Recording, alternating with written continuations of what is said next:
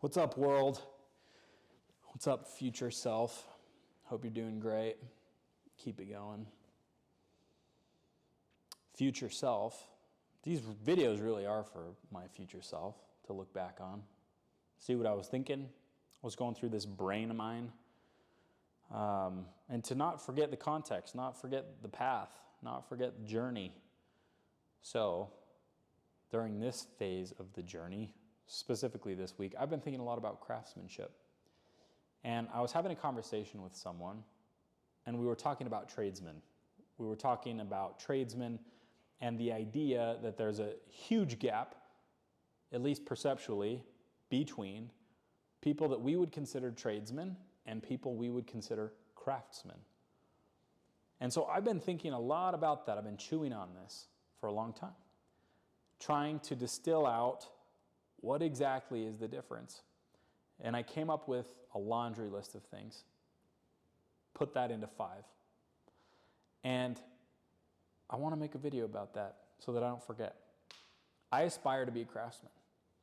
And when you typically think about craftsmanship, you think about working with your hands. You think about the trades. You think about crafts. You think about bootmaking. You think about horology. You think about carpentry. You think about those types of things. Is it conceivable that a knowledge worker be a craftsman? I would say yes, absolutely. And I aspire to be just that. So, my list of 5 things. First, craftsmanship implies narrow focus and a narrow scope. You cannot play in the NBA, the NHL, the MLB, the NFL at the same time. Not even in the same lifetime. Probably not in 3 or 4 or 5 lifetimes. What does that mean? Is that obvious? Yes, that's obvious. Can you even do 2 of those? No. Why? Because to be in the top 1% of anything requires focus. And focus to the exclusion of most everything else. So if your aspiration is to be a true craftsman, as is mine, then you're going to need to say no to most things that come across your plate. That would distract you from that narrow band of focus. Now, I understand the argument of range. It's important. It's important to be dangerous across a broad spectrum of activities and departments, functional areas of expertise. You need to be able to at least talk the talk. You need to be able to know enough to cross-pollinate, to pull ideas from here, apply them over here in a way that they perhaps weren't intended, to create something through recombination that did not exist before.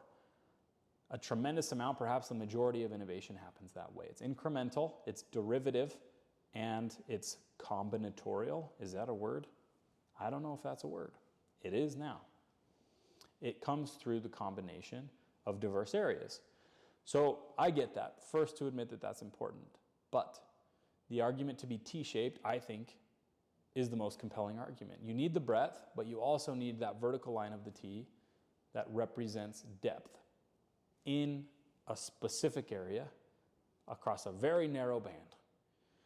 You're not going to be a cardiac surgeon and also a dentist. It's not going to work. So for me, it may be less obvious in the area of knowledge work, but my aspiration is to make strategy my craft.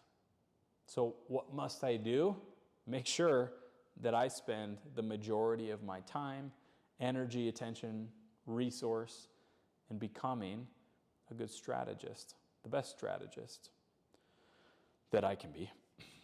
Okay, number 2, craftsmanship implies attention to detail. I'm going to be using my notes a little bit so I don't forget. It implies attention to detail. Now, all of these are dichotomies. There are instances in which it's important to not pay attention to details and to do things as fast as you possibly can and get the basics done. However, your default mode, your default approach should be to pay attention to the details. Alternatively, a tradesman, and I don't mean to use that negatively, and I'm speaking in generalities, but if you're talking about the difference between tradesman and craftsman, a tradesman is probably more likely to sweep things under the rug, and in some cases literally. They're more likely to cut corners. They're more likely to do a hack job and make it just good enough. Again, there are times for that. But craftsmen pay attention to those details to the extent that they take care of things that no one would probably ever see. One of the coolest things that I've spent time doing is watching watchmakers. If you haven't ever watched a watchmaker work, a true craftsman, do it. They pay attention to the most minute details. It's a good pun. And they inscribe things inside the watch, many of them, that no one will ever see. They make corners of the mechanism beautiful that the world will never see. Why do they do that? Because that's what craftsmen do. And we're going to talk a little bit more about the motivation in a couple of the other points. But that attention to detail, making sure that the job is done well, so that the job is done well, that is the art. I love that. Many people won't ever see the details of your work, but it's important that you pay attention to those details. It's important that a single piece of your work be able to stand alone and represent your entire body of work. I really believe that. There are times to go fast, but in most cases, that default setting should be to pay attention to the details. Number 3, craftsmanship implies an element of pride. I love this one. If you're not proud of the work that you're doing, why are you doing it? There are people who go through their entire lives without a sense of pride in their work. And it's also likely that they don't find satisfaction in their work. Have you ever met someone who finished a project and was so excited to show it to you? So excited to show it to you. That, to me, is an element of craftsmanship. They take pride in the way that they do the work. They take pride in the final product. They take pride in the satisfaction that their work brings other people. There's an element of confidence and pride that comes with craftsmanship. That pride comes through competence. Craftsmanship implies paying a price. It implies a level of competence that is not achievable overnight. It implies 10 years of silence. It implies 10 years of obscurity. Man, I wish I could create a longer list. Maybe I will. But those are just a few other things that I think about when I think about craftsmanship. 4, craftsmanship implies an element of timelessness. This one has struck me as I've thought more about it. True craftsmen create things that live on. They create things that are larger than them. And they do that not even in an aspiration to leave a legacy, but because that's just what naturally happens when you're that good and when you're creating something for the purpose of creating something. You see this a lot in art. So that it is. You create it so that it exists. It's not in pursuit of fame or glory or money in most cases. It's in pursuit of building the thing that you have in your brain and then letting the world see it. But perhaps the world will never see it. And if the world would never see it, would you still do your work the same way, and would you still create the same things? That's the test. And that's one of the filters I use for creating this video. I create this video as if no one in the world will ever see it, because it's not for the world. If the world stumbles upon it and watches it, great. But it's for me and for the sake of creating So I looked up not all, but a list of creators that became famous for their work only post-mortem. And it's a long list. And many on the list would probably surprise you. So who became famous for their work only after they were dead? Here are a few. Van Gogh, Emily Dickinson, Galileo, Edgar Allan Poe, Thoreau, John Keats, Oscar Wilde, many, many more. It was a long list. And many of those I had no idea. I would have assumed that Keats had some renown, but no, not until after.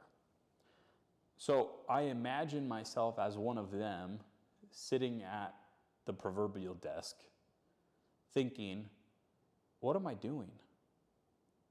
Maybe they never had a moment like this, but I surely have moments like this all the time. Like, holy cow. Is it worth it? Is this really the path? Is what I'm doing good? And if you don't have the mirror of the audience reflecting back to you, thumbs up, bud, good job, keep going, that can be really difficult, especially over a lifetime, especially when you have a tragic life like some of these people. And what also struck me is, how would the world be different if these people hadn't created their work? What if Van Gogh never did art?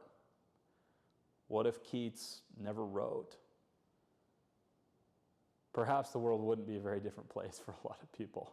But for some of us, the world would be a different place if those people did not exist.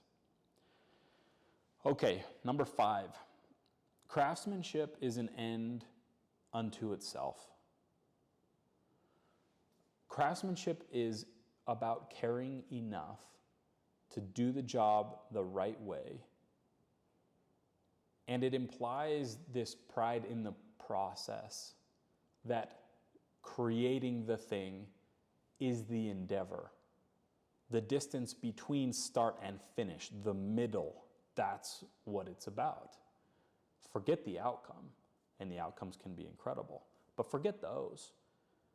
It's about the process. And that's one of the things that I'm trying to become better at, is falling in love with the process, because it's a unit of measurement that's relevant every single day. Are the inputs what they should be? Were the inputs what they should have been today? That, if you can say yes to that question, is the ultimate motivator, because how many times can you do that? Every day until you're dead. And if the outcomes don't come the way that you expect them to, well, you can find satisfaction in the fact that you put in the inputs every day. Now, would it be nice to have the outcomes? Of course. But you can't measure based on those, clearly, based on the list that we just read. So craftsmanship is an end unto itself. I love that. To me, that's tremendously motivating. So, I'm going to add a 6th, because as I've been talking, I keep talking about creating, right? I've probably said create a dozen times. Craftsmanship implies creation. That may seem obvious, that may seem self-evident, but it's probably worth calling out. Craftsmen, I would argue, and again, maybe it's obvious, are much more concerned with creation than consumption. That spectrum is ever present, and I hope that when I go into the ground, my ratio is pegged way out at creation and contribution. That I'm net contributor, and there are many people on this green earth that are net consumers, that they live to consume. You will be miserable that way. I will be miserable that way. It's much more. It's all about contribution and creation. Craftsmen create. So, in my aspiration to become a craftsman, what do I need to do? Well, these 5 things. I need to have focus and a narrow scope. I need to pay attention to the details. I need to take pride in my work. I need to create things that are timeless. And I need to look at craftsmanship as an end unto itself. So, do those 5 things. And my final point that I wrote down at the bottom of my notes, if you want to become a craftsman, act as if you were one. If you wake up tomorrow, and if I wake up tomorrow and say, what would a craftsman do in this instance? I think we'll have some good ideas. And I think we'll get a little bit closer. That's it. Peace.